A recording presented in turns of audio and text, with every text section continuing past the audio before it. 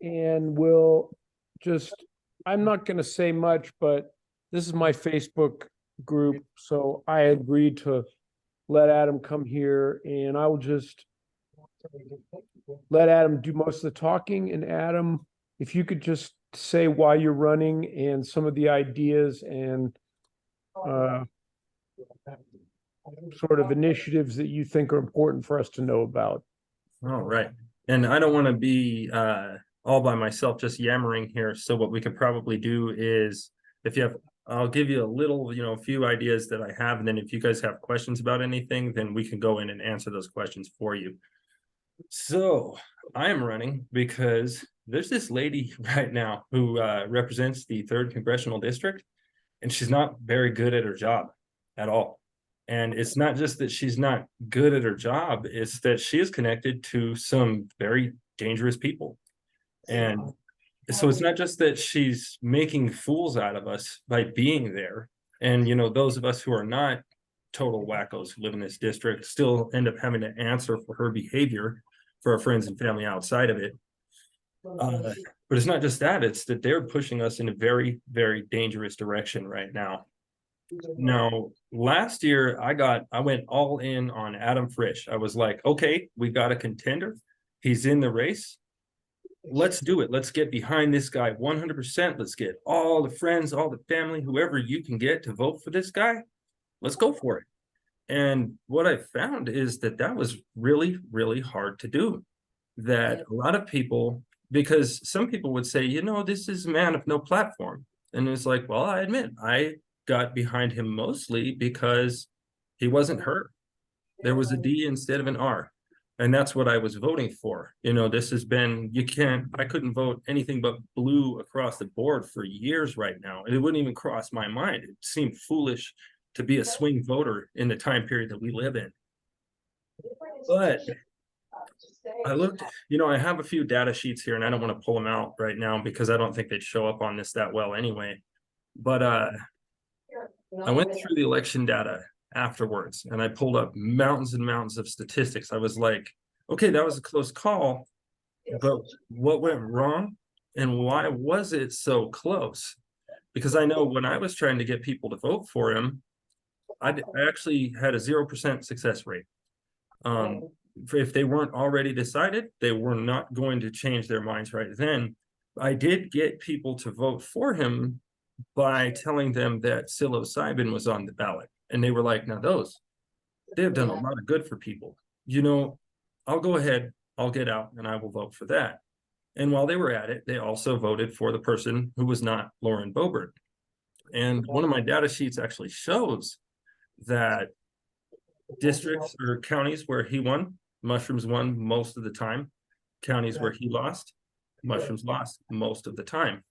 There was almost no, and I'm sitting here looking at 2024 going, okay, before this mess in the Middle East really started cracking off here, we had a colossal enthusiasm gap.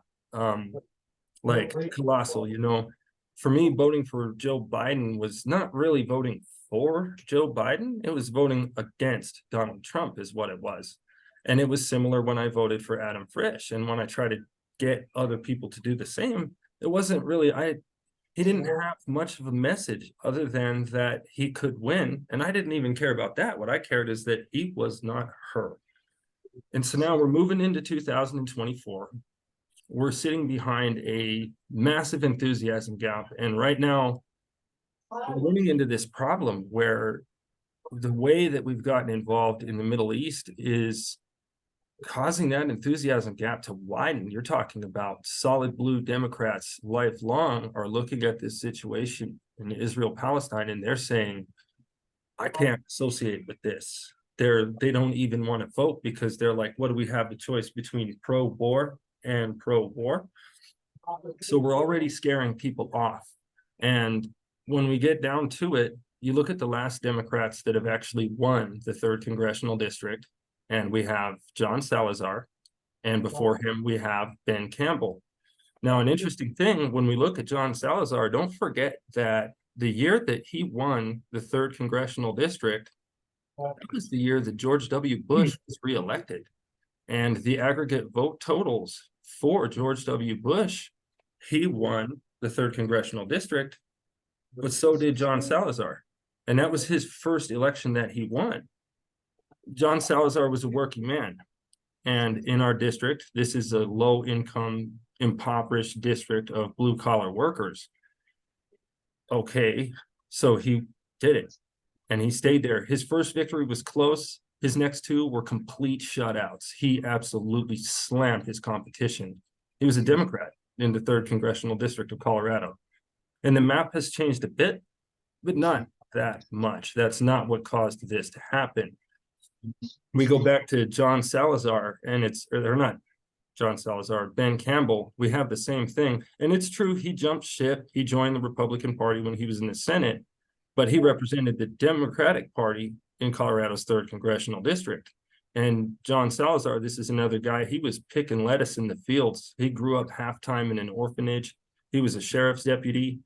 He was able to be seen as just kind of a working stiff. The people had no problem viewing him that way. And so then I look and I say, well, we did a 2 in a row with Diane Mitch Bush. Now, she was an awesome lady. The PhD in sociology and social policy was a very, very cool person, but she was a little rich for our district's blood, so to speak. You know, they have no problem electing rich guys or people who seem to be rich if they're Republicans, because that's what that's supposed to be. But they don't ever elect people who would be seen to be affluent Democrats. You know, it hasn't happened. And we ran her twice, and we lost with her twice. The voters had spoken. And so then I'm looking, you know, I was sizing up this year, and I'm kind of a data fanatic. So, you know, I watched the data roll in after the election, and then I saw Frisch's announcement in February, and I was like, okay. And then Debbie Burnett jumped in the race, and I was like, oh, okay, I like her. She's actually talking like policy. But you could see that she was going to lose her steam, you know. And David Karpus filed and then just disappeared. We never learned anything about the guy. So I looked at this and I said, okay, if we run the same person 2 times in a row, we will lose 2 times in a row, because no matter what a bungling fool Lauren Boebert was, she made more headlines during her first term than she has so far. And granted, she's made some pretty foolish headlines, but they're less frequent than they were the first time around. So people will forget the dumb things. You know, a lot of people saw the Beetlejuice thing. That was just softcore porn, and they could check out the lady that's what they voted for anyway, you know? Yeah. So looking at it, it was like, all right, well, I want solid progressive policy to be the foundation of my run, my platform, and the Hey, Adam, parties. Go ahead. Could you talk in detail about how your policies might differ from Adam Frisch? Well, there's a few big things. One of them, will say, I'm not a fan of taking back the money that we've invested in the IRS. And he has deleted that statement from his website. But to me, it's like, look, that whole thing about, okay, we're going to enforce the tax laws and next they're coming after you, that's a load of garbage. I do not agree with that. That was an investment, and that was an investment that will pay itself back. We have a class of wealthy tax criminals that continue to slide, and it's the reason that they do not want enforcement of those laws. So to me, that's a big one. Democrats in Congress are already trying to fight for this, make this happen. And so to have us send somebody up, so-called running blue, who wants to take that investment back, I strongly disagree with. I disagree very strongly with the all of the above energy.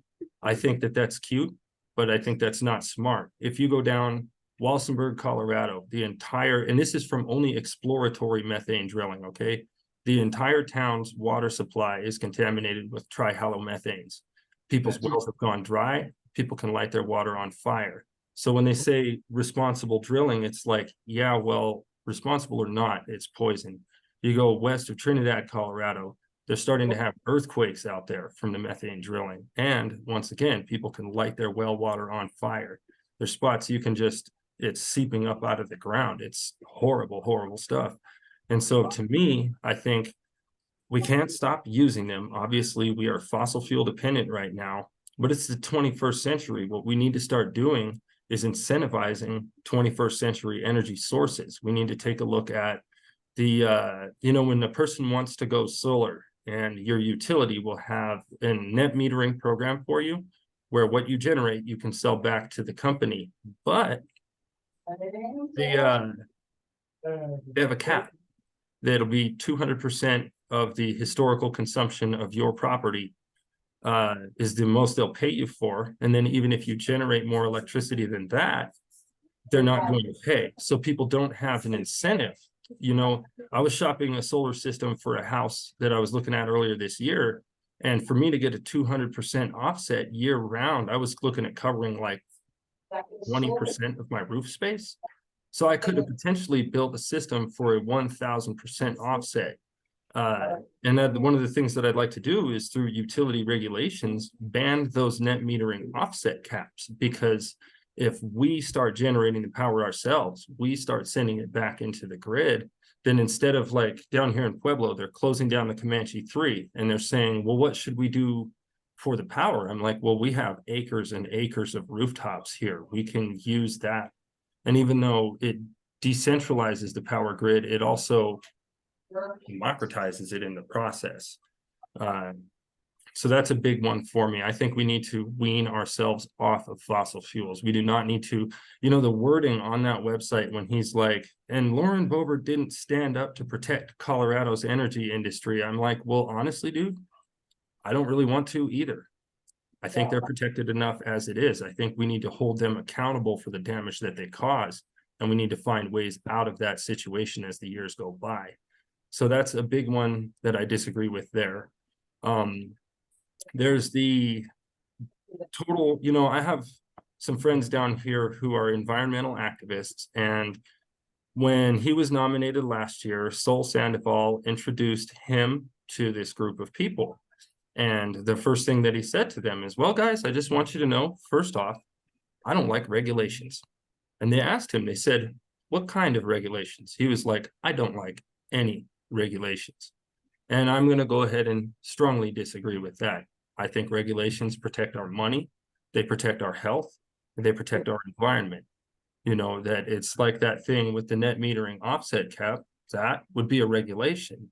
There was a time when I was younger, just out of college, that we went and started a TV station down in Trinidad. It's Trinidad Times TV 71. They're still on the air today.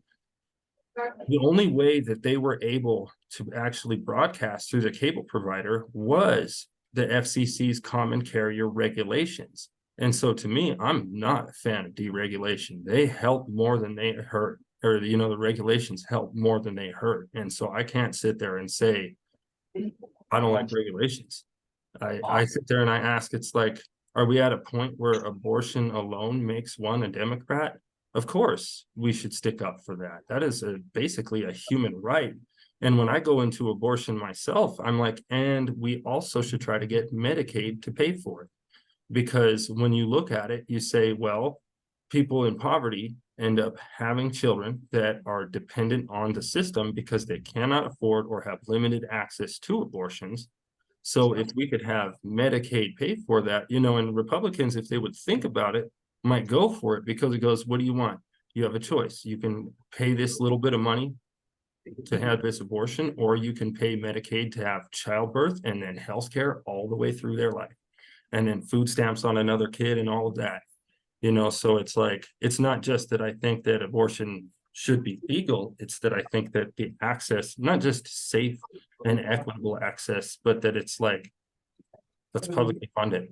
It will save money down the line, and it will save so much trouble in people's lives. Unwanted children don't live good lives. And it's so, and I'd have to go back through, I'm not looking at his policy stances right now. And since we've been in contact with each other, things have started disappearing from his website, because I'll call him out in a room full of Democrats and they'll cheer for what I'm saying. And so his website's starting to get slimmer and slimmer and slimmer. But aside from that, I also think you've got the Congressional Progressive Caucus right now is working towards they call it the Fight for 15, to set a federal minimum wage of $15 an hour. And I think that's cute, but I think it's insufficient. I don't know anywhere where a person can actually live on $15 an hour. So I think if in negotiations we were to ask for a little bit more, then we can work our way back to it. But the biggest thing for me, any federal minimum wage increase or federal living wage, what we need to do is we need to tie that to the consumer price index, not to inflation, because prices go up even in non-inflationary years. But if we set a federal living wage, and I think that 25, if we ask for that, we're going to get chewed back to 18 or 20 or something like that. But if we get that, and we tie it to the consumer price index for that dollar value the year that it passes, then as prices increase, the wage will increase as well. And then what will happen is those price increases that naturally follow wage increases, there's no incentive to do that anymore. Because if you increase those prices, you increase those wages at the same time. And so I do think we need to start talking about that, and we need to be a little bit more serious about it. It's Boulder County. They just had the unincorporated Boulder County right now has a minimum wage of $25 an hour, which is great because that means that no full-time worker in Boulder County makes less than $50,000 a year. And that is excellent. It's not tied to the consumer price index though. So as it goes on, years go by, the value of that $50,000 a year is going to drop. The gain is not permanent, but it's a wonderful start, because the thing you're also going to see is in Boulder County, once a few months have gone by and all these people are making 50 grand a year, they now have discretionary income. It's going to be wonderful for business. And so it is a win-win situation. I have a question. I'm wondering, I mean, what is going to be your message? Because, I mean, I agree in many ways and with what some of the things, most of the things that you've said. But I live around a bunch of independents and Republicans who drive trucks to the mines, who work in the wells, who work in the coal mines. And anything against energy, for one thing, is going to turn them off. In general, for me, my overall campaign messaging is not about shutting that down. It's not about anti the existing industry. It's about not expanding it, is what it's about. If they, at the rates of consumption that we have, if we ramp up production, what happens? These are all finite resources. And so we're going to hit the wall sooner. Whereas if we maintain production at current levels right now, what we're doing is we're keeping those guys working for longer. And then at the same time, it's like, to me, it's more about incentivizing modern energy sources. It's about incentivizing, bringing back the rebates on solar panels, increasing the solar tax credit, increase and making that tax credit permanent too. But it's about not shutting down those industries and putting those guys out of work. It's about saying, even if you work at a coal mine, if you can have 1,000% offset on your utility generation at home, you just have some major supplemental income. And if you work at a coal mine, you can probably afford to do that because that's a pretty damn good job. And so those guys, even if they are miners, they can still go get that 1,000% offset and then have 10 times what their power bill was or better back to them as a check annually, and it's like, I don't want to approach it from a climate change perspective. I understand where we are, it's like, this is not, Lauren Boebert is our representative. So just to put that out there. But I also, I mean,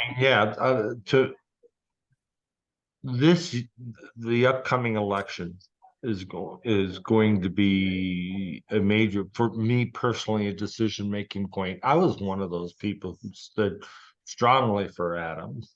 One of those people who gave money where I've never given money before. One of those people who went out and cured votes for a week and a half following the election. But the message, it seems he has a winning message. And some of that might be just anti-Boebert. And unfortunately, our elections are much like a prom king and queen election in high school, that people aren't interested in those statistics. Sometimes they're just interested in how you look. You know, and those truckers and those miners and those welders and all those people. I mean, I live in Grand Junction, and the first message they have is I'm for my job. Mhm. And they're not seeing the fruits of Biden's infrastructure plan with clean energy yet. Maybe Pueblo is with the new windmill factory, but they're not seeing it out here in Grand Junction. And the independents are the ones that are going to swing this vote. It's going to be an anti-Boebert vote, no matter, for me personally, no matter who I vote for, it's going to be an anti-Boebert vote. And yes, I have a lot of ideals that probably people won't want to listen to when I talk either, and I have to learn to keep my mouth shut sometimes. But what's the winning message going to be? What's going to get you there to get those independents, and to even get some of those Republicans who are now disgusted with her porn show to choose you? I mean, Adam presents a clean image, if for lack of a better term right now, as an alternative to Lauren. And as an alternative to the Christian nationalism that's occurring and scaring people even in our school district here in District 51. How are you going to get the message across that you will represent everybody, and where you have some good stats that say even the workers can offset their energy cost at home through whatever? I mean, to me, my first thought, and I don't mean to be rambling on, is okay, you're one congressman amongst a whole slew of congressmen who are more worried about their jobs rather than representing the people. How are you going to get the laws changed so that I can consider a clean energy alternative? I mean, every time they come to my door, I at this point I don't bother, because I moved here from California and I know what my energy bills were out there, and they're considerably less here. So in some ways, I'm not an ethical homeowner or an ethical investor, but I've wanted to get to clean energy, but I'm not going to invest that kind of money and be capped and not. I've seen people here saying they're not getting any break.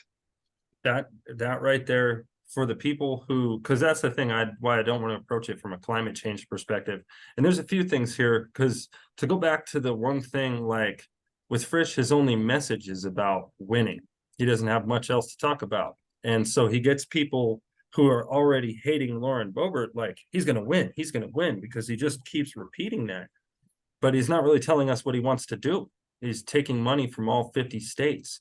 A lot of the donors, you go through and actually look at that list of donors, and you're going to see people who bet just as much on red as they do on blue. And so anybody who looks at that goes, well, what's he doing it for? Why is he running? With his business, man, how much it would help to have somebody in Congress, you know? But for the people out there, you know this, man, if you could get that 1,000 or better % offset, doesn't matter who you are, you would say, hell yes. And that's when you get into the House of Representatives. The deal is, this is something that they're not talking about. It's the same, fixing a wage. I remember a few different people that I had ran through this with who are party organizers and start talking about that consumer price index lock. And they're like, whoa, where is the literature on this? And it's like, well, there's none, because as far as I know, I'm the only one talking about it right now. but you get that conversation out there and you say, hey, this is cool. But then the winning message, all right, what was one thing you remember with John Salazar, his big compromise for our district? Not even a compromise. He's a rancher. He already knows. Do you remember why John Salazar won? No, I might have been in California at that time. Okay, well, besides the fact that he was a farmer and a rancher, he sold seed potatoes, just a regular working dude. Where for me, I'm a contractor. I had to wash the sawdust off of me right now before talking to you guys. I'm a regular working dude. But what it was is he said, as will I, that I will not in any way violate your Second Amendment rights, because the voters in our district have already shown that, and Ben Campbell did it too. The voters in this district have shown that they will put up with a silly bimbo because she will vote against anything that they feel infringes on their right to bear arms. Now, for me, I'll say, do I think that people should, I think all the guns should be melted down and made into a statue that tells us, here's why we will never do this again. These things are bad, but it's a constitutional right. It's very important to people out here. So if you come through with a message that says, hey, you keep your gun, but you need a raise. And not only do you need a raise, you need to stop paying money for electricity and start getting paid for electricity. That's what you need. But keep that gun. Do it. That's fine. Just don't hurt anybody with it, because we have laws against that. And you'll be in trouble. You know, but it says, keep your guns, but you need a raise. Stop paying this cower company, make them pay you. They'll still profit off of maintaining the grids. You'll still get a bill every month. But what's the reason that they justify charging you for electricity? Because they invested the money for the generation infrastructure, or they bought it from another utility who did. And so now they're selling it to you at a retail rate. So what we say to the utilities, well, look, we'll invest in the generation infrastructure. We'll maintain it. We'll insure it. You just take care of the grid and pay us for that power. And so if you can come through with that, then instead of it being like, we're going to beat this lady, we're going to tar and feather her, we're going to run her out of town, we're going to win. That message only works for people who are not on the fence. That only works for people who are already decided. But for so many of them, their gun is more important. They don't give rat's ass who, as long as that person promises to protect it. And so if you can come through with a message, then you're talking about tangible policy. And those same people, you know, the people who are those nuts, when you say, hey guys, you're going to stick it to the man, because now your act of rebellion, if that's what you got to be, is going to be generating your own damn power. And when the power goes out in the neighborhood, not at your house. And the thing with the coal miners and all that is, keep in mind, our district has 730,000 people, okay? There are about 3,000 people who work in mining, quarrying, oil, and gas combined. So the actual miners, drillers, and all that are statistically insignificant. They will not turn an election. 730,000. 2022, 250,000 people over the age of 18 did not vote. And they did not vote because we did not have anything for them. We ignored them. So you go back to those same people and you say, I can't promise you that it will happen. What I can promise is that I will fight for it. And I will say, hey, you're flipping burgers. You'd be happier if you were making 50 grand a year while you did it. Because they're covering payroll in one lunch rush. They've covered a week's payroll. You know, those companies can afford to pay them a living wage, and they don't. And it goes to say, Hey, Adam, go ahead. I had a follow-up question on some of your comments.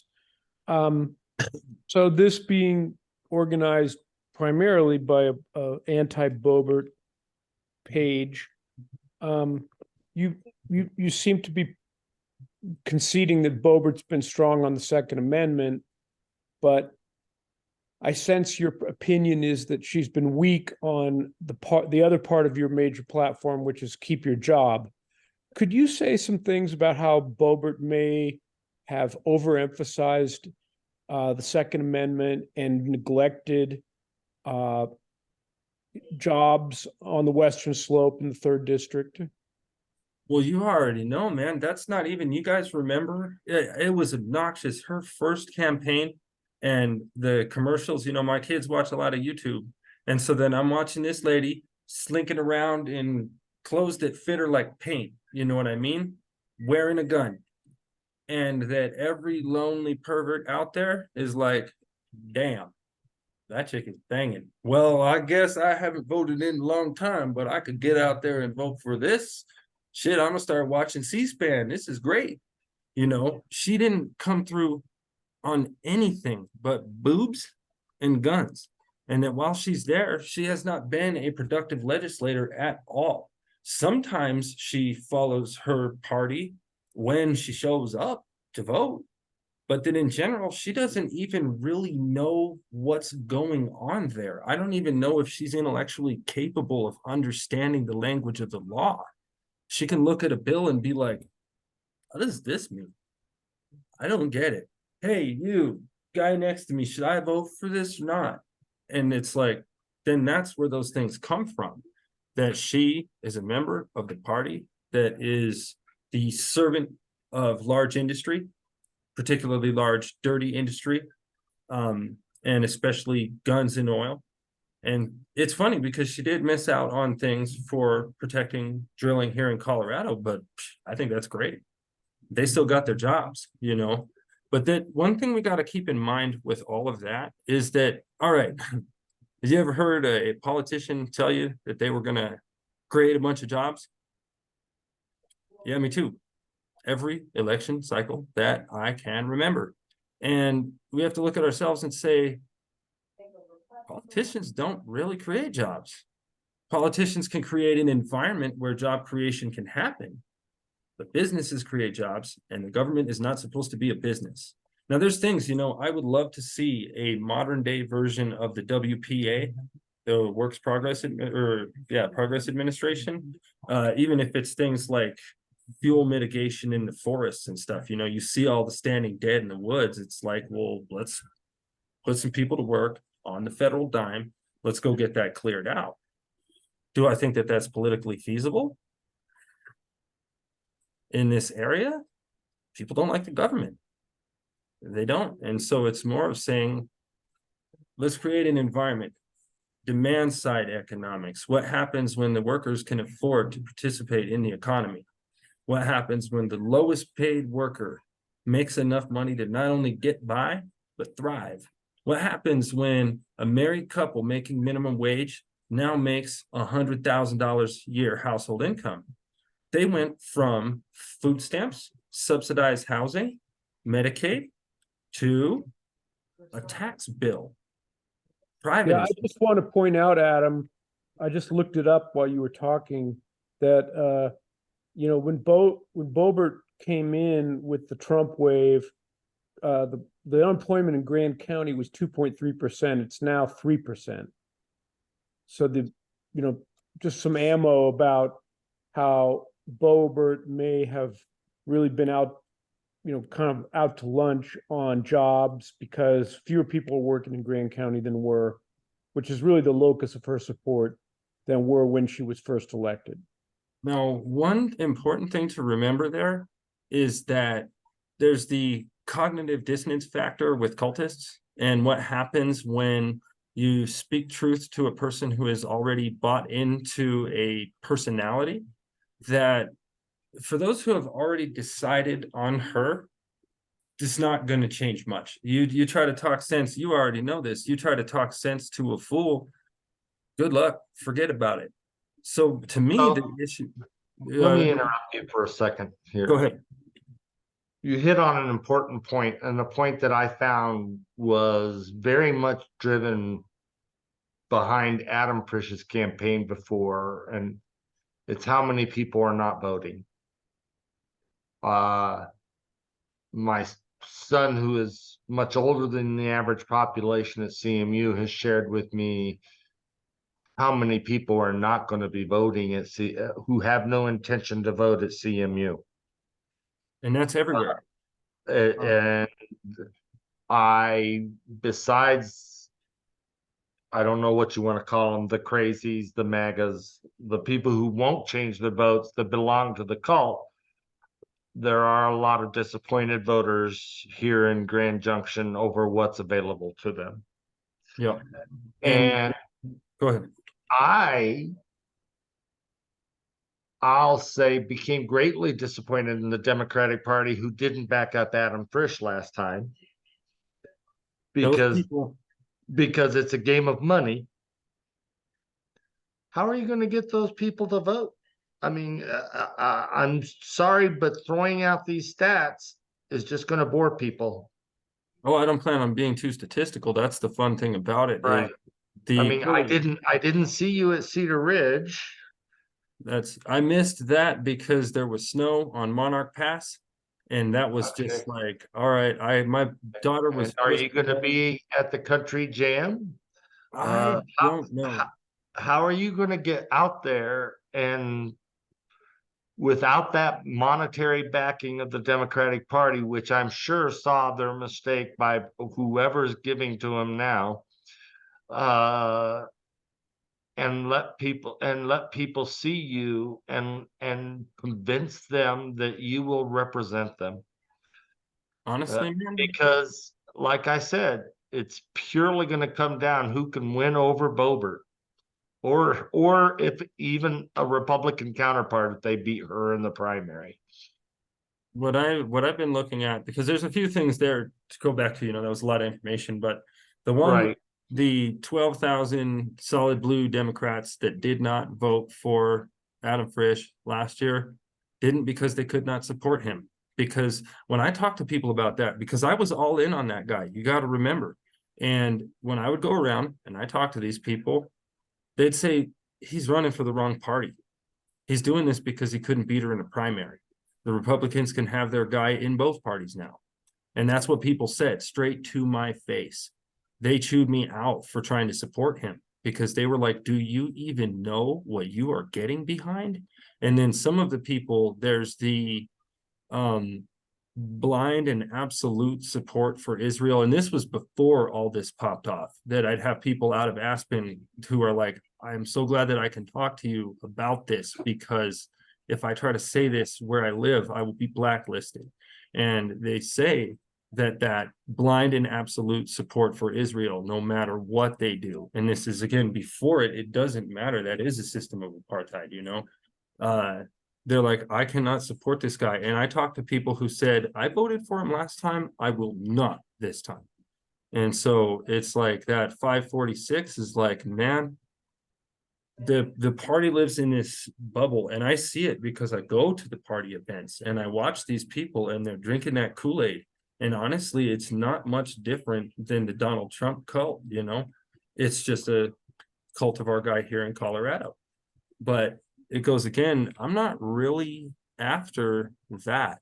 What I'm looking at is the viral communication spread among the lower classes, that you throw a rock into the right still lake and the ripples go from end to end. And that I've got discussions going in several different cities electronically with people talking about the federal living wage, talking about the net metering offset caps, talking about an absolute anti-war message. And that the young people, these are things, that they're like, when you see those demonstrations at universities, they're not saying they're anti-Israel. That's not what it's about. It's anti-killing is what it's about. Taking human lives for any reason. Yes, Hamas are the bad guys, and we know that. But two wrongs do not make a right. And going 10-1 on the horrible wrong, what does that make you? These are things that are turning people off. And why they say they don't want to vote is because they're like, this is insane. If what I have to choose from is death and destruction or death and destruction, if what I have to choose from is poverty or poverty, what difference does this make to me? And so to me, it's like being like, well, the Democratic Party, we are supposed to be the people who stick up for the working people. We are supposed to be the people who are typically nonviolent. We're not supposed to be in the pocket of the arms industry. We're not supposed to be any of that. And so it's to take these stances strong and say, okay, people, keep your guns, but you need a raise. Seriously, you need a raise. And it's to say, because it's always oh, the small business owners, the small business owners. It's like, well, guess what? Wage earners strongly, dramatically outnumber small business owners. And so if voting is real, and last I checked it was, if we get them out to the polls, 546, we could bring in an additional 250,000 people. And if we bring that in, that 546 is like, whatever, because there's the anti-Boebert vote that we're all trying to go for. And in doing so, we've become her biggest advertisers. We say her name more than she does herself. And it's the dark money group, what do they call, Rocky Mountain Values, and how they are her number. She doesn't even have to advertise anymore. And people mute commercials and they think she's pretty. So those guys put on a commercial and they see her pretty face with their name on the bottom of the screen. And they're like, yep, yep, yep. And so it's like, we have to, instead of strictly trying to get people to go against somebody, we have to give people something to vote for. And that message of, oh, I'm going to win this time. Oh, they say we were going to lose by 40,000 votes. We didn't lose by 40,000 votes. We lost by, and how many times you hear that? Oh, I've never been in a room with so many people who didn't answer my phone calls. Well, that's a clean image for a very small portion of the population. And then for a lot of people, it's like, nobody gives a shit, dude. Well, I wouldn't answer your phone calls anyway, and so what's happening is we are alienating, again, 250,000 people sat out what was a highly consequential election because they had nothing to vote for at all, because there was nobody cared about them. Look at the income statistics for our district and understand that, and I almost want to pull that out right now. I'm not going to dig through it. That about matches the number of people who may have a household income of less than $50,000 a year. Household income. Look at these towns when they have a median income of 20 grand a year, or like Colbrand, where they make the median income in that town is like $14,000 a year. So you know how averages work. Median is the actual number in the middle, and you must have income for it to count. So then that 14,000, half the people in Colbrand make less than that. And that's terrible. That's awful. You get to all these Manasseh, 17,000, Pueblo here, I think it's 24,000. So what we're doing is we're sitting here pandering towards a very small number of people, calling them special groups, when in doing so, we are completely alienating hundreds of thousands of people. That if we where are you going to get them? Well, remember, right now, everybody has a little computer in their pocket, and they spend all day on that little computer. And there's this deal that goes, you see a yard sign that I never saw a yard sign that made me like, oh, I was on the fence, not anymore. Now I see the sign, I know exactly who I'm voting for. That's not what happens. It for the political zebra, it does, because they're like, well, I noticed that there's a lot of those signs there. So if I vote for them, then I'm just like them and I fit right into this group. But aside from that, that's why we have such horrible turnout in our elections. You take that little phone in their pocket, and then somebody personally says and speaks to you directly and says, hey, this guy's running for the House right now, and you need to register. You need to vote in that primary. And I could say the Central Party really doesn't like me. They've already made up their mind. And the de facto endorsements, there's a few of the county parties that are awesome. They want a different choice because they already see the writing on the wall. But there are other county parties that are not. They're not helpful. They're not honest. And they say they haven't endorsed, but they most certainly have. And so ballot access could be a little bit tricky, primary ballot access. But then I'll see, I don't know what I'm going to do when it comes to all that. But you keep that in mind again, that not only does everybody have that little computer in their pocket that they pull out all the time, that they hit the share button all the time, that yes, there's the advertisements. You look at a Frisch advertisement, Then you look at the comments and there's 50,000 or whatever, but then look where those people live. And most of them do not live in this state, let alone this congressional district. And then a lot of the big ones, the big fans, they're all in Boulder. Well, Boulder is not in third, you know, they're in Littleton, they're in Longmont. Now those places aren't in the third. They're in Arvada. That's not in the third. So even though there's these, I don't even know what the hell they're thinking. They don't like Boebert. They see her on the news. They want to support the most obvious person out there. But, you know, you look at his social media things and look at where those people actually live. 24,000 people following, then go through who they are. And it's like Texas, Alaska, New York, North Dakota, Florida, Georgia. It's like, that's not going to help us win an election. It makes it look like there's a lot of enthusiasm, and there is, but not as much here. And so I go back to the Diane Mitch Bush thing, and I'm like, why did we set her up to lose a second time? The voters had spoken. She was an awesome lady. Awesome. The first time she lost to Scott Tipton. She was a better person.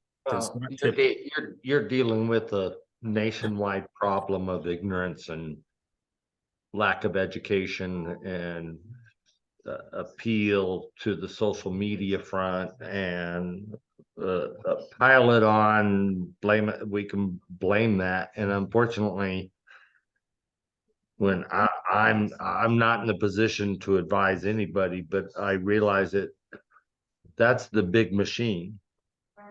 And while there may be county parties that don't play games or whatever, somehow you have to play that game, and you have to get out there into that machine. And maybe it's, I don't know if it's going to be the college campuses or where you're going to get the backing. If you're in construction, as you say you are, I used to be. I know I didn't have a lot of money. So the thing is that the support that I have, playing a very big popularity contest here. but I'm playing it with the person who's actually unpopular. And the support that I have is not paid for. The support that I have, people talk to me, and I personally communicate with anybody. You know, I don't have all the time in the world, but when somebody talks to me, I'm willing to go at lengths with them. There's, you know, I'd say certain conversations, you know, are like 600 pages. I've written them thick, weighty tomes on these concepts. And actually without rambling, which is pretty cool, where they actually make sense. And then these people, what happens, they go and they talk to someone else and they say, hey, this person is cool. You should really look into this. It was like, there have been a few as the years have gone by where, and they didn't win. You know, I've got no illusion. There's a rich man trying to buy himself an election, and somehow people think that's okay. Come on, man.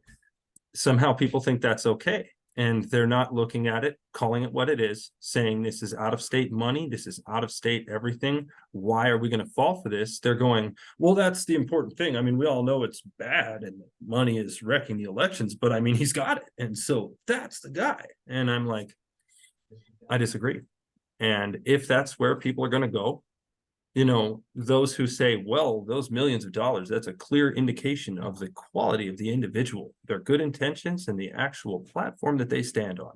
You know, they can get that message out there. Well, people don't really care that much, you know, and say, we're having this conversation here. We'll review it, and I could look at it later on and either go, I don't know, I came across as a total asshole. I think I'm going to scrap this. Or I could be like, we had a few things to talk about here. Let's pass that on, you know. And then if people enjoy that, if they find it thought-provoking, then they tell people, and those people check it out too.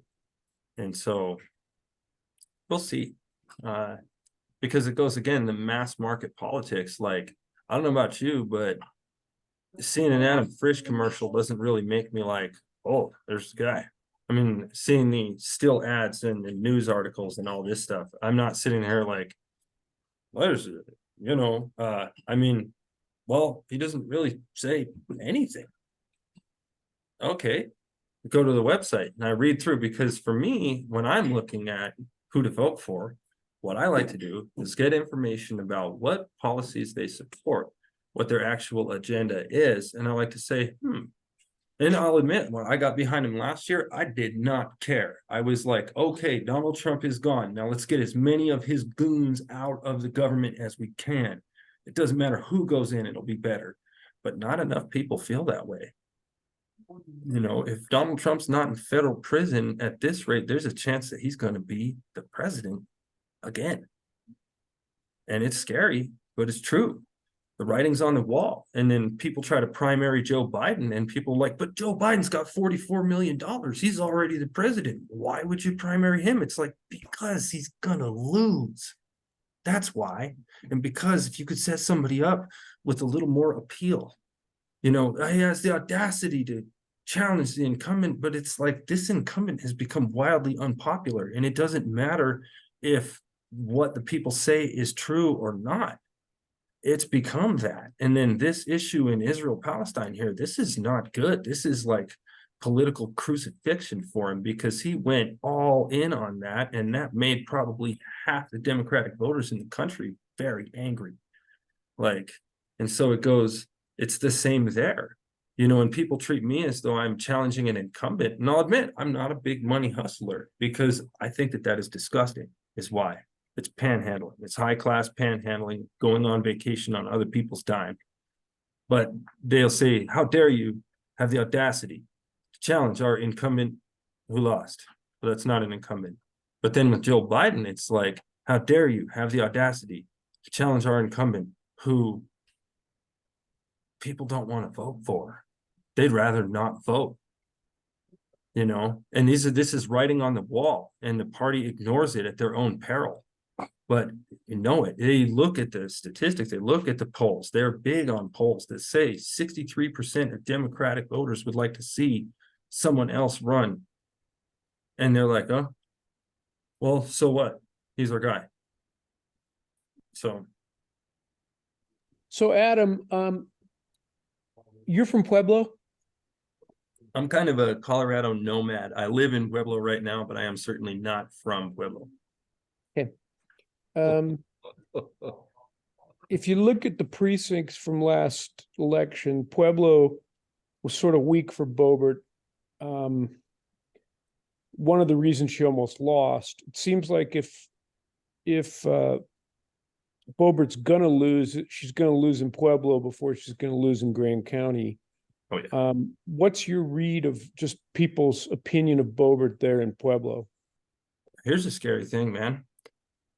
I was talking to the e-board at the United Steelworkers, and a lot of them actually support Lauren Boebert, the Republican, because they look at, and this is probably the union town in Colorado, you know, because there's the steelworkers, there's all this stuff going on, a lot of organized labor.